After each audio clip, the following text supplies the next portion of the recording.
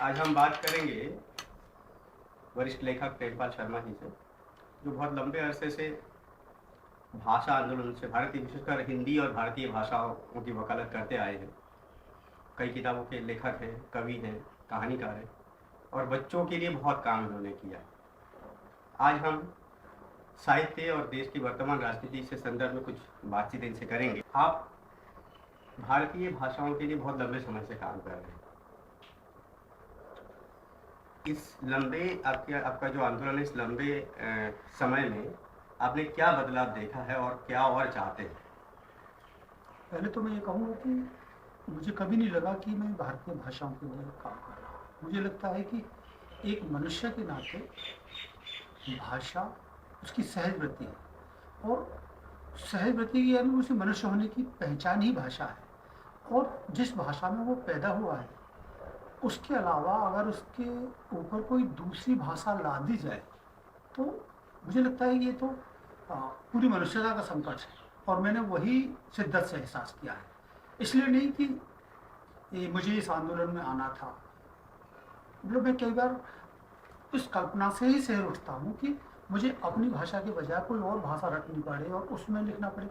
क्या एक लेखक के रूप में मैं किसी और भाषा में लिख सकता हूँ? नहीं लिख सकता। जब मैं लेखक के रूप में नहीं लिखता तो क्या प्रशासन में मैं उस भाषा को उतनी बेहतर ढंग से समझ सकता हूँ, कार्यान्वयन कर सकता हूँ? नहीं कर सकता। क्या शिक्षा का मूल आधार जो अपनी भाषा होती है और दुनिया भर में आश्चर्य की बात है कि वैसे हम पश्चिम से बहुत बातें सीखते हैं, सारी दुनिया से सीखते हैं सिविलाइजेशन की।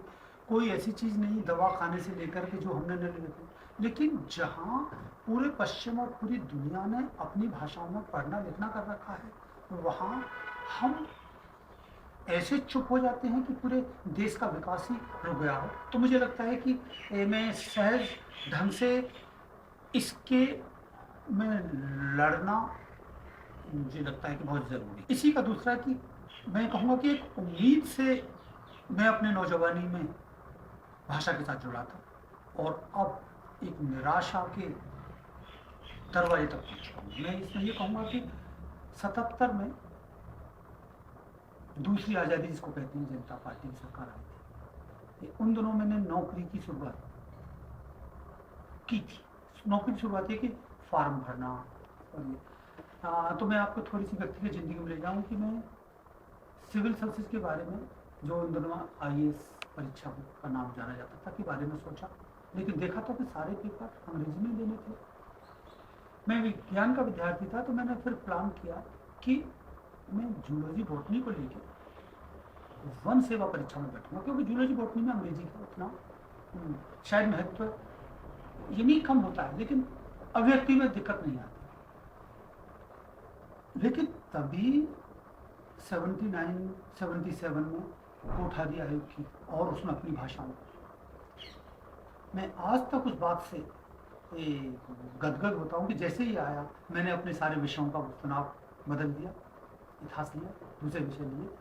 और ये बात शायद बड़बोलापन न माना जाए तो मैं गांव से चला और मैं पहले ही प्रयास में सफल रहा, बावजूद इसके कि मेरे गांव में मेरे पिताजी जो सिर्फ मजदूर और किसान थे, लगभग वो उनका कहना था कि अरे कलेक्टर क्या कोई ऐसे बन जाते हैं। तो आप समझ सकते हो कि बिना किसी कोचिंग के, बिना किसी, क्योंकि अपनी भाषा की एक ताकत ही तो थी और उस ताकत के पीछे था कि दिनमान पढ़ते थे, धर्म पढ़ते थे, अपनी भाषा पढ़ते थे, विज्ञान कॉलेज में पढ़ने के बावजूद ही मतलब उस भाषा ने आपको इतनी ताकत दी हुई थी। तो मैं इसको थोड़ा सा विस्तार में कहना चाहता हूँ कि सिर्फ मुझे ही नहीं की, 10 साल के बाद 79 में ये शुरू हुआ और 89 में फिर सतीश चंद्रा जो जाने माने इतिहासकार हैं, मध्यकालीन इतिहासकार, जब वो एक और कमेटी बनी इसको रिव्यू करने के लिए, तो उन्होंने क्या पाया कि पहली बार आज़ाद देश के इतिहास में पहली पीढ़ी के लोग IAS में सेलेक्ट हुए हैं। पहली पीढ़ी के लोग जिनके माँ बाप, मेरे भी पिता कोई सिविल सर्वेंट नहीं थे, किसान थे, छोटी मोटी खेती थी, जो पहली पीढ़ी के पढ़े हुए थे। मतलब मेरी माँ भी पढ़ी हुई नहीं थी, देखा जाए तो हम भी पहली पीढ़ी के ही पढ़े हुए थे।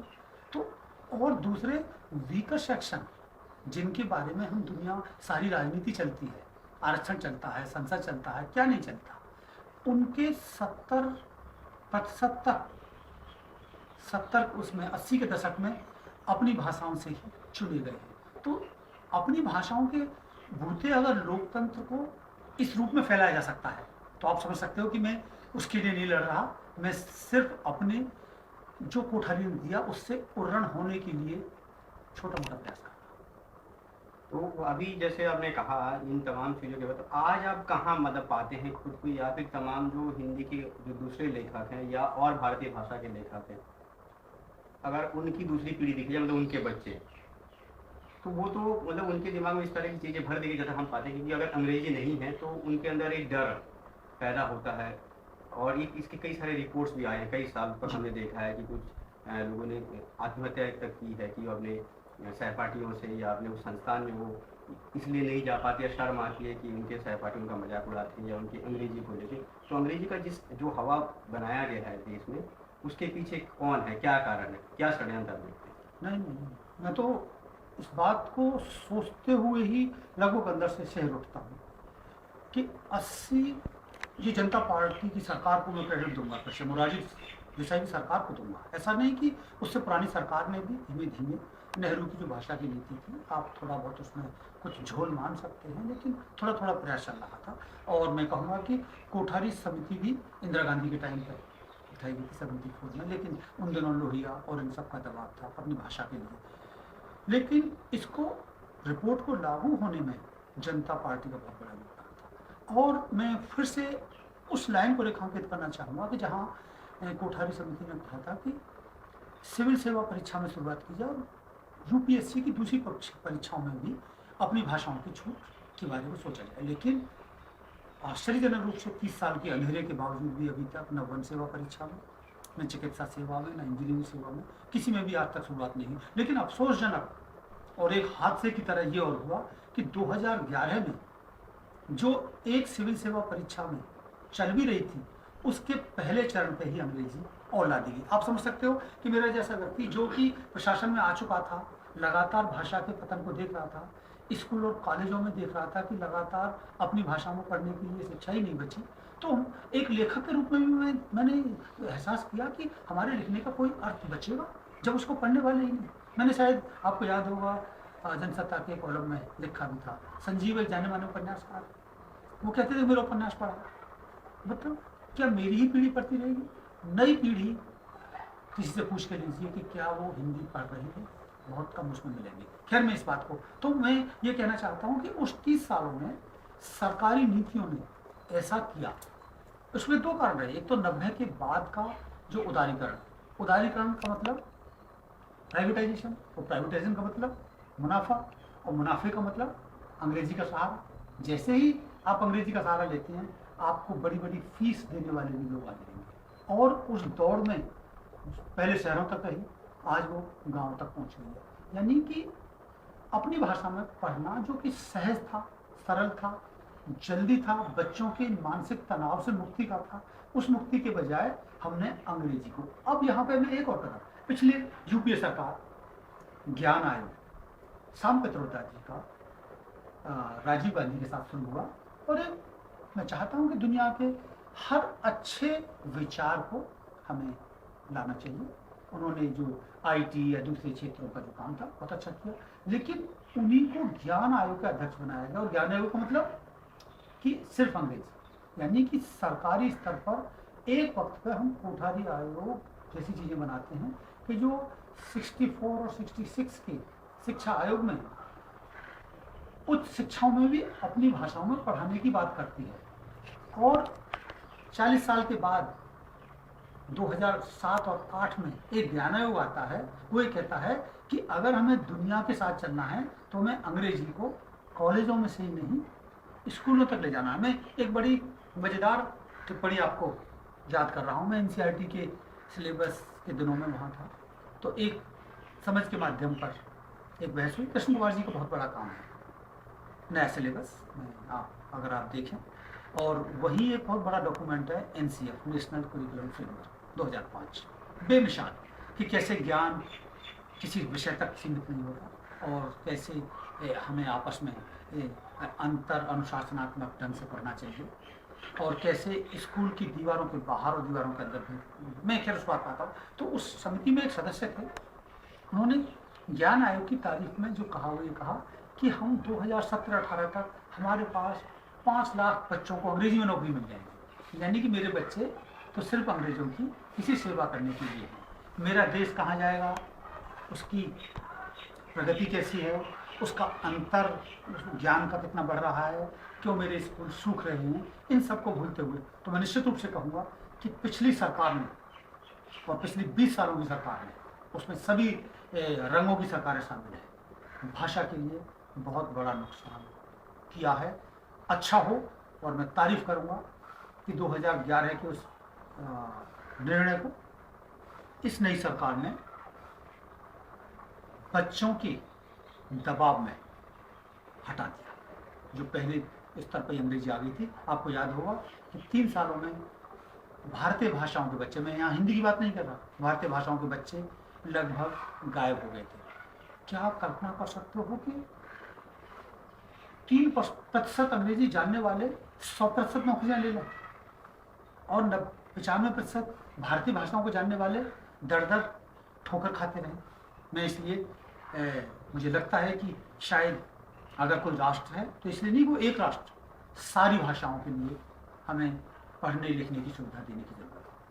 तो मैं आपकी इसी बात को जोड़ता हूँ जो आपने कहा कि वर्तमान सरकार ने ये काम किया अंग्रेजी का वर्चस्व खत्म करके, और भारतीय भाषाओं का या हिंदी का जो भी है उन्होंने उसको हटाया, बच्चों के दबाव में काम किया। लेकिन ये जो सरकार है, तो अभी प्रधानमंत्री हैं देश के, वो भी कहीं जाते हैं तो, या उनके तमाम मंत्री हिंदी में तो बोलते हैं। मैं इसको इसलिए जोड़ रहा हूँ क्योंकि देश में अभी जो वर्तमान हालात हैं, या जैसे तमाम लेखकों को या और दूसरे विचारधारा से जुड़े हुए हैं, उनकी हत्याएं हो रही, इसी भाषा का इस्तेमाल करके एक विशेष समूह को या विशेष वर्ग को एक विशेष वर्ग के खिलाफ भड़का देते हैं। तो ये भाषा का दुरुपयोग भी तो है। नहीं, मैं आपकी बात बिल्कुल सच है, और मैं आपकी बात से सहमत हूँ कि अगर समाज में कोई भी भड़काने वाली बात, चाहे वो किसी भी भाषा में की जाए, अपनी भाषा में की जाए चाहे अंग्रेजी में की जाए, वो दुखद है, तो मैं उसको पूरी तरह से उसकी भर्त्सना करता हूँ। लेकिन मैं अपनी उस बात पर आ रहा हूँ कि ये तो वैसा ही है जैसे कि आपने चाकू लिया सब्जी काटने के लिए, घर की चीज़ों काटने के लिए, लेकिन पता लगा किसी को मार दिया, है ना। तो ये यहाँ ये उस दुरुपयोग है, ये भाषा का वो दुरुपयोग है। मैं यहाँ भाषा की उस अपील, उसकी ताकत के बारे में कह रहा हूँ, और मैं अपनी बात को फिर से थोड़ा सा और जोड़ना चाहूँगा कि उस सरकार को जो गांधी और नेहरू की विरासत में थी, जिसने आज़ादी का आंदोलन देखा था, उसने धीमे धीमे ऐसा कैसे मान लिया कि बजाय यूपीएससी की दूसरी परीक्षाओं में भी अपनी भाषा का चुनाव देने के, उन्होंने जहां था उसको भी बंद कर दिया, लड़के सड़क पर उतरे और तब वो किया। और यहाँ भी मैं कहूँगा कि ये प्रश्न हिंदी का तो बिल्कुल नहीं, हिंदी शब्द तो आना ही नहीं चाहिए। इतना ही नहीं, 2011 में ये लागू कर दिया और उन्हें लगा कि तो बहुत अच्छा हुआ। 2013 में उन्होंने ऐसी युक्तियाँ चली कि शायद भारतीय भाषाएं बिल्कुल ही गायब हो जाती। उन्होंने कहा, में मोटी मोटी बातें, कि अगर 25 से कम बैठने वाले होंगे तो ऑप्शन नहीं दिया जाएगा। कितना अच्छा हुआ कि इसके खिलाफ सबसे पहले लड़ाई तमिलनाडु ने उठाई।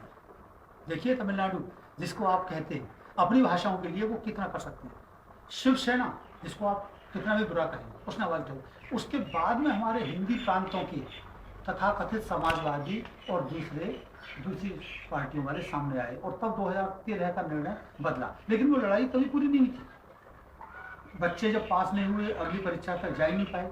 सरकारी नौकरियों में सबसे ज़्यादा तलाश कौन कर रहे हैं? इलाहाबाद, पटना, दिल्ली, जयपुर, और इन्हीं का रास्ता बंद हो जाए तो ये लोकतांत्रिक अधिकार छीनना है या उनके ऊपर अत्याचार करना। तो मैं ये कहूँगा कि सरकार ने तुरंत वो हटाया, और एक कमेटी और भी बिठा दी है इसी परीक्षा को और थोड़ा सा बेहतर करने के लिए। मैं यहाँ पर अपने को वहाँ तक सीमित रख रहा हूँ कि जहाँ देश की नौजवान पीढ़ी उन नौकरियों के लिए, और मेरा सुझाव या कहना है, और जो मैं अपनी बात को कहने चुका हूँ, कि सिर्फ एक परीक्षा में ही नहीं, यूपीएससी की परीक्षा में नहीं, यहाँ पर एक और जरूर, पिछले दिनों स्टाफ सिलेक्शन कर्मचारी चयन आयोग की परीक्षाओं में भी पूरी तरह से अंग्रेजी आ गई है। उस अंग्रेजी हावी होने की वजह से ये कोचिंग इंस्टीट्यूट जो चल रही है वो पटना और इलाहाबाद तक फैल गई, और उसमें और कुछ नहीं है, सबसे ज़्यादा अंग्रेजी है। तो यहाँ मैं उस हिंदी लेखक की दयनीयता पे कभी कभी तरस आता है कि उसके चारों तरफ ये दिखाई दे रहा है, लेकिन शायद उसके मुंह से कभी इसके खिलाफ, क्या आपने सुना कि वो सड़कों पर बैठे? क्या ये हुआ कि वो मंडी हाउस पर बैठे? क्या वो सरकार को प्रतिनिधि लेके गए? क्या दिल्ली विश्वविद्यालय में जो बच्चे फेल हो रहे हैं पटना इलाहाबाद के, कि उनके माध्यम भाषा के लिए उन्होंने कुछ आंदोलन किया? वो पुरस्कार लेने के लिए तैयार हैं, वो हिंदी के नाम पर। और बड़ी बड़ी बातें साफ साफ वो दिन भर राजनीति करेंगे, लेकिन जो उनकी जैसे कहते हैं ना मूल ताकत, कोर एरिया है भाषा संस्कृति, वहां पर अगर वो चुप रहेंगे तो शायद मुझे लगता है ये शर्मनाक है हिंदी के लिए भी और हिंदी लेखकों के लिए भी। नहीं, आपकी बातों, आपकी जो बातें हैं जो अपने भाषा के संबंध में लेखकों के बारे में कही वो जायज़ है, लेकिन जैसे आपने कहा तमिलनाडु का और महाराष्ट्र का शिवसेना वालों का जो उदाहरण दिया, ठीक है, भाषा आंदोलन एक अलग जगह पर है और होनी चाहिए, लेकिन उस भाषा के लिए दूसरे भारत के दूसरे हिस्सों से गए हुए लोगों का विरोध करना या भाषा के नाम पे जो असम में भी हुआ उनकी हत्याएं करना या पूरी तरह से उनको एक तरह से ये कह देना कि बाहरी लोग हैं, वो कहाँ तक जाए? गलत है, मैं पूरी तरह से करता हूँ मैं, और उसकी जितनी कड़े शब्दों में भर्त्सना की जाए। जैसे कि अगर मैं कल मेरे साथ हो सकता है, मान लीजिए मेरे बच्चे से बंगाल में है, आप बंगाल के हैं, दिल्ली वाले कह सकते हैं कि हमारी पंजाबी दीजिए। तो ये भाषा के, यहाँ तक कि भाषा की समृद्धि तो इस देश की समृद्धि है, बहुलता इस देश के बारे में अगर ये कहा जाए, और हम सदियों से शायद इस ऊपर रहे हैं। शायद मैं आपको एक और उदाहरण दूँ, रूस के टूटने के बाद रूस का एक प्रतिनिधिमंडल भारत में आया था कि आखिर इतनी भाषाओं और क्षेत्रों के बावजूद भी यह देश क्यों टिका हुआ है। तो उसके टिकने के पीछे अगर कुछ कारण था तो यही था कि हम एक दूसरे के भाषाओं के, हमें कभी नहीं लगता कि हम किसी रेस्टोरेंट में हैं आए और वहाँ कोई दूसरी भाषा वाला बोल रहा है, हमें तो शायद और अच्छा लगता है कोई बंगला वाला। इसी बात को तो मैं जोड़ के कह रहा हूँ कि जैसे हमने दो पार्टियों का नाम, तमिलनाडु राज्य का नाम लिया, और वहाँ के भी जो राजनेता हैं वो समय समय पर चीज़ें करते आए हैं कि हिंदी का विरोध करना या दूसरे चीज़ों का विरोध करना, दूसरी भाषाओं का विरोध करना, विशेषकर शिवसेना जैसी जो राजनीतिक पार्टियाँ, कि उन्होंने इसी भाषा के तहत आपने देखा है कि रेलवे की परीक्षाओं में बिहार और उत्तर प्रदेश से गए लोगों के साथ जिस तरह का उन्होंने हिंसाएँ की, और जिस तरह से इनफैक्ट उनकी जो छठ पूजा है उस पर जिस तरह की टिप्पणियाँ आई हैं, और कि मराठा सीखना कंपल्सरी कि जो वहाँ जाएगा,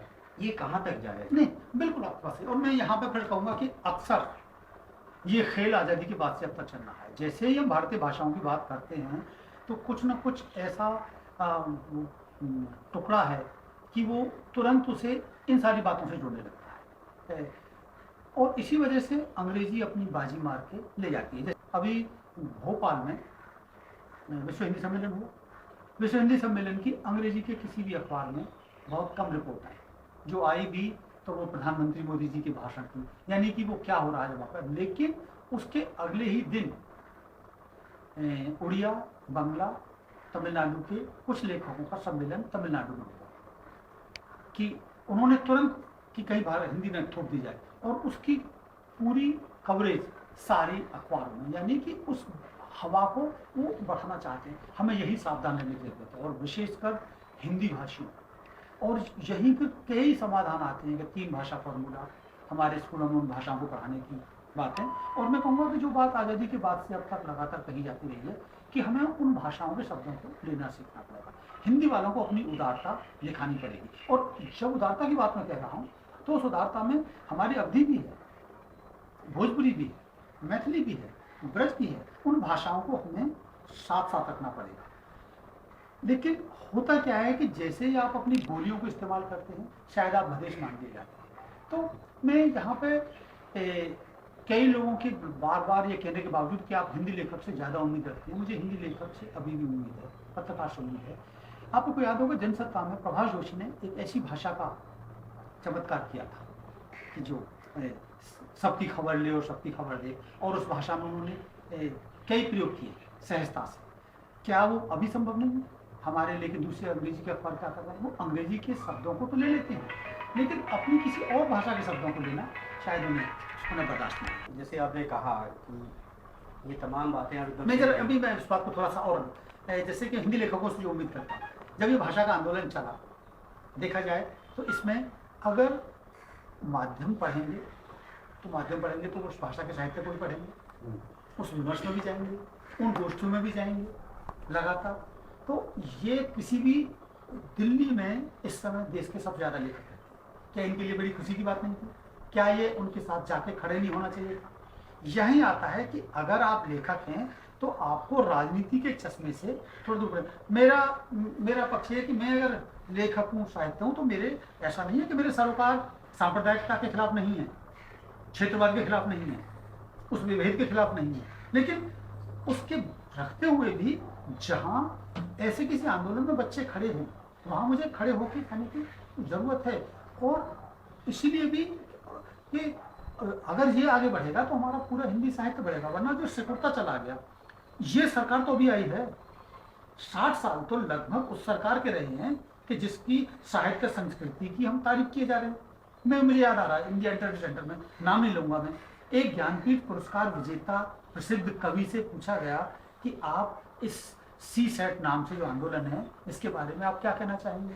तो उनका डरा हुआ जवाब था, तब तो ये सरकार भी नहीं थी, तब तो सरकार भी वही थी जिसके उसका उनका डरा था कि मैं इसके बारे में कुछ नहीं कहूँगा। जिस भाषा के मुद्दे पे आपको ज्ञानपीठ मिल रहा है, एक और विश्वविद्यालय के हेड ऑफ द डिपार्टमेंट जो हिंदी भाषा के, जिनकी वजह से हो सकता है कि कल हिंदी के विभाग बंद हो जाएं।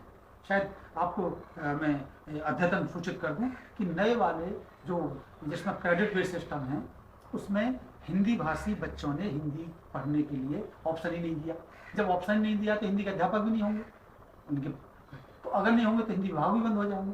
तो एक हेड ऑफ द डिपार्टमेंट कहते हैं कि मेरा नाम वाइस चांसलर के लिए चल रहा है ना, मैं इस पर साइन नहीं कर सकता। तो अगर बुद्धिजीवी का ये, मैं इसको सिर्फ वहीं तक, आप कलबुर्गी की उसमें मैं साथ हूँ, नरेंद्र दाभोलकर के हत्या के खिलाफ मुझे लगता है कि मैं जितना लिख सकता था, और यहाँ तक कि मैंने हमारे जो समकालीन जनमत वाले उन्होंने बड़े खुशी से छापा हर बार, उनके लिए मेरा इस बार का ये था कि 20 अगस्त को उनकी हत्या हुई थी, कि शायद उस सप्ताह को हम पूरी तरह से अंधविश्वास विरोधी सप्ताह पूरे देश में हर साल मनाना शुरू करें, लेकिन इस बार भी हम चुप गए। तो अगर ऐसा होगा तो शायद ये भेद की बातें जो समाज में हो रही है नहीं होंगी और किसी को रास्ता मिलेगा। ये बहुत अच्छा लगा कि इस तरह की चीज़ और अच्छी लगती है। तो हम मतलब जितने भी जो हिंदी से जुड़े हुए हैं या साहित्यकार जितने लोग हैं, इस तरह की घटनाओं का तो विरोध होना चाहिए। और मुझे लगता है सिर्फ लेखन से नहीं, हमें लगता है कि सड़क पे उतर के भी इन चीज़ों का जोरदार रूप से इसका विरोध होना चाहिए। और इसी कड़ी में जैसे अभी पिछले दिनों से कई भारत के कई लेखकों ने, सिर्फ हिंदी के नहीं, कन्नड़ के, मराठी के या गुजरात के भी कल खबर मिली कि उन्होंने अपने साहित्य अकादमी पुरस्कार को लौटा दिए। इसको आप किस रूप में देखते हैं? पहली तो वो है कि अगर एक बड़ा उद्देश्य है कि समाज में ऐसे विभाग भेद न हो, किसी के खाने पीने की चीज़ों को इस रूप से न देखा जाए, हमें एक बड़ी सांस्कृतिक बहुलता की दृष्टि की जरूरत है, जिसमें कि मेरी थाली में कोई आधा नॉन वेज भी खाता रहे, मुझे कोई शायद अगर मनुष्य के पूरे विकास को देखा जाए तो हमारी यात्रा जो हजारों लाखों साल पहले शुरू हुई वो कहीं ना कहीं मांस खाते हुए और उसको छोड़ते हुए हजारों चीज़ों के साथ हुई। तो ये एक ऐसा अंतिम सत्य नहीं है। तो अगर इस बड़े उद्देश्य इसको आगे से सहृदयता को बढ़ाने के लिए, भाईचारे को बढ़ाने के लिए अगर हमारा कोई ऐसा कदम सरकार या सत्ता या किसी की भी आंखें खोलता है तो मैं उसे बहुत अच्छा कदम मानूंगा, बशर्ते कि आप किसी राजनीति से प्रेरित नहीं। मैं जब ये बशर्ते लगा रहा हूँ तो मैं आपको 10-20 उदाहरण बहुत 10-15 साल के ही दे सकता हूँ, जिसकी आप शायद मैं इसलिए नहीं कि उसको जस्टिफाई करने के लिए, लेकिन हमें फिर से मैं कहना चाहूँगा कि एक तरफ तो हम कहते हैं कि मैं राजनीति से दूर रहना चाहिए, लेकिन एक तरफ हमें वही राजनीति बार बार इस बात के लिए धकेलती है कि कब पुरस्कार दिया जाए और कब पुरस्कार लौटा जाए। अगर बुद्धिजीवी की भूमिका, शायद मैं एडवर्ड सईद के शब्दों में कहें तो वो ऐसी होती है कि सरकार कोई भी आए वो हिम्मत भी ना करे आपको कोई लालच देने की, लेकिन जब सरकार के बदलते ही आपको लगे कि वाइस चांसलर बनने का मौका मिल जाएगा। पर आपको याद होगा बंगाल में एक मुस्लिम शिक्षिका को एक ड्रेस पहनने पर मारा पीटी हुई, केरल में किसी की बाजू काटी थी, अभी पानसारे और ये घटना है, इसे अगर रोकने में हमारी अगर लेखक की कोई भूमिका बन सकती है तो मैं इसका पूरा समर्थन करता हूँ। गांधी जी से जब पूछा गया था कि आप राजनीति में क्या है, बोले कि एक बड़ा परिवर्तन सिर्फ राजनीति से ही संभव है। तो राजनीति, लेकिन अगर वो राजनीति सिर्फ सत्ता की होती है, यहाँ दो तरह, एक तो राजनीति है कि जो आप पूरे समाज और उसके लिए करते हैं, एक होती है कि जो सत्ता तक पहुंचने के लिए होती है। तो सत्ता की जोड़ तोड़ में आपका इस्तेमाल हो जाए, लेखक का इस्तेमाल हो जाए, जैसे कि मैंने कहा कि मेरा नाम वाइस चांसलर के लिए चल रहा है, आपको अपने उस विभाग की चिंता नहीं है, उस भाषा की चिंता नहीं है, आपको सिर्फ वाइस चांसलर बनने की चिंता है। तो अक्सर शायद यही इसलिए तो कुछ लेखकों ने इन पुरस्कार लौटाने वाले लेखकों पर उंगली उठाई है कि ये बताइए कि आप तब कहाँ थे और अभी आप ऐसा क्यों कर रहे हैं, और अगर ऐसा करना चाहते हैं तो क्या सिर्फ पुरस्कार को लौटाना पर्याप्त है या आप सड़कों पर भी आना चाहेंगे? क्या हमारे लेखक कभी कोई ऐसा त्याग करने की हिम्मत करेंगे? नहीं कर, अगर वो नहीं करते तो ये नाटक शायद हमारे उस पूरे ढकोसले को और भी विभत्स रूप से उजागर कर देगा।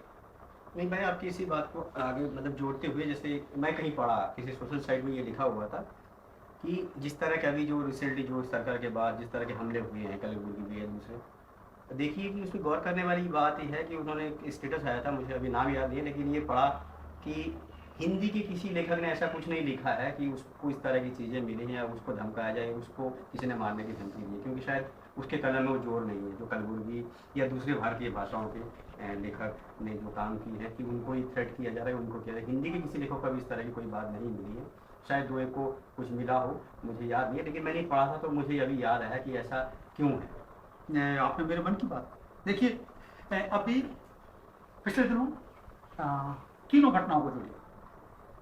नरेंद्र दाभोलकर की हत्या हुई, मैं शायद तीनों को लगा, नरेंद्र दाभोलकर की हत्या के हत्यारों का आज तक पता नहीं लगा, लेकिन जिस आंदोलन के लिए वो संघर्षरत थे कि महाराष्ट्र सरकार काला कानून, काला जादू, जादू टोने के खिलाफ एक कानून बनाए, वो कानून बन गया। उसके उनकी मौत के 6 महीने के बाद, जिसके लिए वो लड़ रहे थे, और वो वहाँ लागू हो गया है। और मुझे जो नवीनतम सूचना मिली है कि उसमें अभी तक 300-400 लोग गिरफ्तार हो चुके हैं कि आप ये जादू टोना और ऐसा करेंगे तो आप गिरफ्तार करेंगे। अब यहाँ के देखिए, मैं अपने दोस्तों से बार बार कहता रहा हूँ कि ऐसा कानून मेरे उत्तर प्रदेश में क्यों नहीं, जहाँ रोज ठगाई हो रही है। मेरा ऐसा कानून बिहार में क्यों नहीं, जहाँ महिलाओं को डायन के रूप में नवाजा जाता है। ऐसा कानून और तो और मुझे लगा है दिल्ली में एक नई प्रगतिशील सरकार है, पूरे भारत में क्यों नहीं, हम पूरे भारत में क्यों नहीं। और बिल्कुल आपने, मैंने शायद अगर मेरे पुराने लेखों को आप देखेंगे तो मैं बार बार ये कह रहा हूँ कि ऐसा कानून तो राष्ट्रीय स्तर पर होना चाहिए। और जिस समय उनकी हत्या हुई थी तब कौन सी सरकार थी, क्यों हम नहीं बढ़े? आज जब दूसरी ताकतें आ गई हैं तब आपको बार बार इसका स्मरण हो रहा है। कलबुर्गी एक जाने माने लेखक साहित्यकार हैं और मुझे फक्र है कि शायद कुछ सिद्धांतों के लिए वो लड़े। दिल्ली में उनकी शोक सभा या जो भी था बहुत अच्छा हुआ। क्या वहाँ भी हमारा हिंदी के लेखक जो दिल्ली में सिर्फ फोटो के लिए इसीलिए बार बार जाते रहेंगे कि कोई ना कोई वहाँ मारा जाता रहे और हम यहाँ पर वो करते रहें? वक्त आ गया है कि हमें भी वैसा लिखने की ज़रूरत है। अगर ऐसा होता, मैं फिर से कह रहा हूँ, पिछले दिनों मुझे लगता है कि हमने एक वैज्ञानिक सोच को फैलाने में तो कोई मदद नहीं है। उसमें शायद बहुत सारे लेखक हैं कि जिनके हाथों में वो पीला वो बंधा हुआ होगा, टीका लगा हुआ होगा आपको वगैरह, और उनको लगा है कि वो कहीं फोन करो तो पता लगता है कि वो पूजा में है, लेकिन शाम को जब फोटो खिंचवाने के लिए वो शायद उसके खिलाफ आकर नहीं। ये आपने बात बहुत अच्छी कही, अभी तक उन्होंने कुछ ऐसा लिखा ही नहीं है।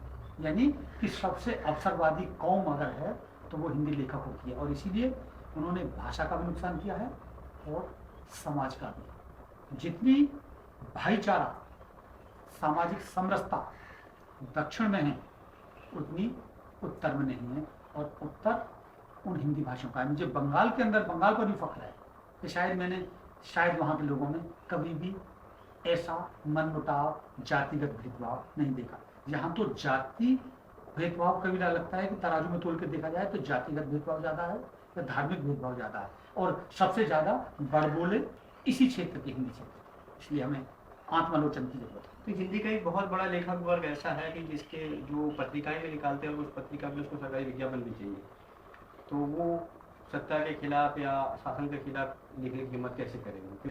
इसको आप किस रूप में देखते हैं भविष्य के लिए? कृष्ण कुमार जी के शब्दों को अगर लिया जाए तो जो इतिहास हमें पढ़ाया जाता है, जो राज्य और जो निजीकरण की आंधी में और भी गलत ढंग से पढ़ाने की शुरुआत हो गई है, उस पर कोई नियंत्रण नहीं है कुछ भी पढ़ाने के लिए, जैसे कुछ किताबों में लगातार ऐसा हो रहा है। तो अगर हमने वक्त रहते, शायद हार जीत का प्रश्न नहीं है कि नई सरकार की हार है या हमारे लेखकों की जीत है, दोनों को एक दूसरे से सबक लेने की जरूरत है।